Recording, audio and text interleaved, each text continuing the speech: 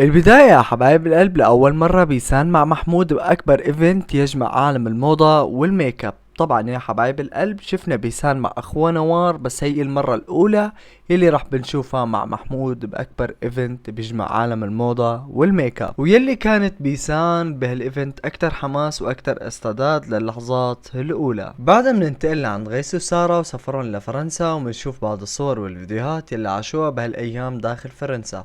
وواضح جدا على سعادة سارة بسفرها على باريس، فقررت تعمل اعلان لشركة روج بطريقة غريبة ومميزة. اكتبوا لي رايكم بالتعليقات بالاعلان اللي عملته سارة على طريقتها الخاصة، وكيف بتشوف الاعلان بوجهة نظركم. وهلا بترككم الاعلان. تذكير بسيط يا حبايب القلب، اذا ما انكم مشتركين بالقناة اشتركوا هلا وفعلوا زر الجرس. وهلا بننتقل عند بنين ستارز اللي كانت باطلالة مميزة ورائعة جدا.